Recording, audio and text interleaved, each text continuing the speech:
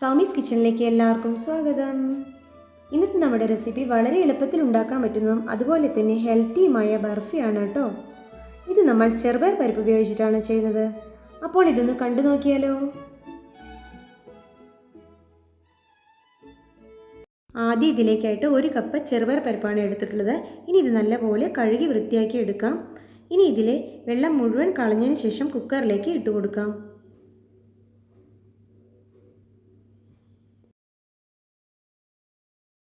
എന്നിട്ട് ഇനി ഇതിലേക്ക് 2 കപ്പ് വെള്ളം ഒഴിച്ചു കൊടുക്കുന്നുണ്ട്. ഇനി കുക്കർ ക്ലോസ് ചെയ്ത ശേഷം ഇതിൻ്റെ വിസിൽ ഇട്ട് കൊടുക്കാം. ഇനി ഇത് മീഡിയം ഫ്ലെയിമിലിട്ട് 3 വിസിൽ വരുന്നവരെ വേവിച്ചെടുക്കണം. 3 വിസിൽ വന്നതിന് ശേഷം ഗ്യാസ് ഓഫ് ചെയ്യാം. പിന്നീട് കുക്കറിനുള്ളിലെ പ്രഷർ തനിയെ കുറയുന്നവരെ ഏകദേശം ഒരു 10-15 മിനിറ്റ് വരെ വെയിറ്റ് ചെയ്യാം. അതിനുശേഷം അതിൻ്റെ ആവിയെല്ലാം പോയതിന് ശേഷം കുക്കർ ഓപ്പൺ ചെയ്ത് നോക്കാം. ഇപ്പോൾ പരിപ്പ് നല്ലപോലെ വെന്ത് വന്നിട്ടുണ്ട്.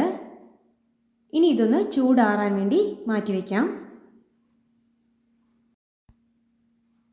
ഈ സമയത്ത് 100 ഗ്രാം കാഷ്യൂ മിക്സിയുടെ ജാറിലേക്കിട്ട് ഫൈൻ പൗഡറാക്കി എടുക്കുന്നുണ്ട്. ഇനി ഇതിലേക്ക് നമ്മൾ വേവിച്ച് വെച്ചിരിക്കുന്ന ചെറുപയർ പരിപ്പ് കൂടി ചേർത്ത് ഒന്നുകൂടി നല്ലപോലെ പേസ്റ്റാക്കി അരച്ചെടുക്കുന്നുണ്ട്. ഇതിങ്ങനെ അരച്ചെടുക്കുന്ന സമയത്ത് എല്ലാം കൂടെ ഒരുമിച്ചിട്ട് അരയ്ക്കണ്ട കേട്ടോ.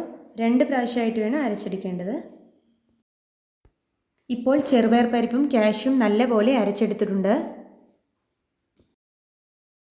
അടുത്തതായിട്ട് ശർക്കര പാനി തയ്യാറാക്കണം. അതിനായിട്ട് 3/4 കപ്പ് ജാഗറി പൗഡർ പാനിലേക്ക് ഇട്ട് കൊടുക്കുന്നുണ്ട്. അതിൻ്റെ കൂടെ തന്നെ 1/2 കപ്പ് വെള്ളം കൂടി ഒഴിച്ചു കൊടുക്കുന്നുണ്ട്.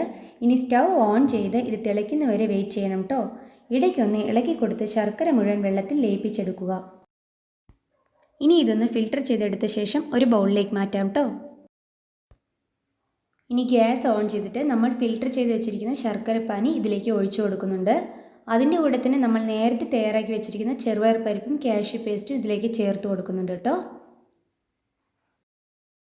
ഇത് രണ്ടും കൂടി ചേർത്ത് നല്ലപോലെ മിക്സാക്കി എടുക്കുക.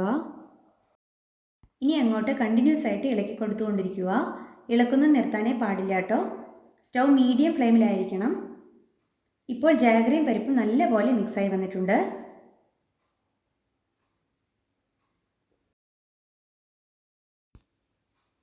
ഇനി ഇതിലേക്ക് 5 ടേബിൾ സ്പൂൺ നെയ്യ് കൂടി ചേർത്ത് കൊടുക്കുന്നുണ്ട്. ഇളക്കുന്നത് നിർത്തരുത്. വീണ്ടും തുടർച്ചയായി ഇളക്കി കൊടുത്തുകൊണ്ടിരിക്കണം. ഇപ്പോൾ നമുക്ക് കാണാം നമ്മൾ ചേർത്ത നെയ്യ് പൂർണ്ണമായും പരിപ്പ് വലിച്ചെടുത്തിട്ടുണ്ട്. ഇളക്ക് നിർത്തരുത്. ഇതാ ഈ രീതിയിൽ പാനിലൊന്നും ഒട്ടാതെ വന്നിട്ടുണ്ട്. ഇതാണ് ഹൽവ സ്റ്റേജ് കേട്ടോ. ഇനി ഒരു 5 മിനിറ്റ് കൂടി ഇളക്കിക്കൊണ്ടിരിക്കുക. ഇളക്ക് നിർത്താനേ പാടില്ല കേട്ടോ. ഇതാ ഇപ്പോൾ ബർഫി സ്റ്റേജ് ആയിട്ടുണ്ട്. ഇനി ഗ്യാസ് ഓഫ് ചെയ്ത ശേഷം ഇതിലേക്ക് 1 ടീസ്പൂൺ നെയ്യും ഒരു ടേസ്റ്റിന് വേണ്ടിയിട്ട് 1 ടീസ്പൂൺ ഏലക്കാപ്പൊടിയും കൂടി ചേർത്ത് കൊടുക്കുന്നുണ്ട് കേട്ടോ. ഇത് രണ്ടും കൂടി ചേർത്ത് നല്ലപോലെ മിക്സാക്കി എടുത്തിട്ടുണ്ട്.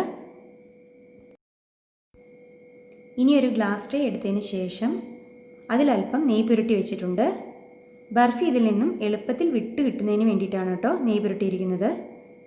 ഗ്ലാസ് ട്രേ തന്നെ വേണമെന്നില്ല, ഒരു സ്റ്റീൽ പാത്രം വേണമെങ്കിലും ഉപയോഗിക്കാവുന്നതാണ്.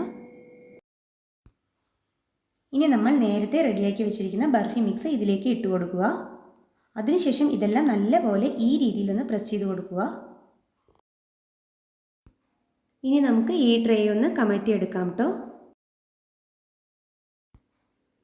ഇനി ഇതിന് മുകളിലേക്ക് ഒരു ഭംഗിക്ക് വേണ്ടി പിസ്തയും ബദാമും ഈ രീതിയിലൊന്ന് സ്ലൈസ് ചെയ്തിട്ട് അതുകൂടി ഇതിലേക്ക് ഇട്ട് കൊടുക്കുന്നുണ്ട്. എന്നിട്ട് ഇതൊന്ന് ഈ രീതിയിൽ പ്രസ് ചെയ്തെടുക്കണം കേട്ടോ.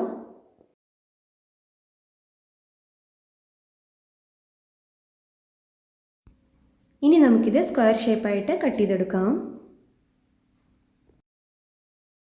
ഞാനിപ്പോൾ എല്ലാം സ്ക്വയർ ഷേപ്പിൽ കട്ട് ചെയ്തെടുത്തിട്ടുണ്ട് കേട്ടോ.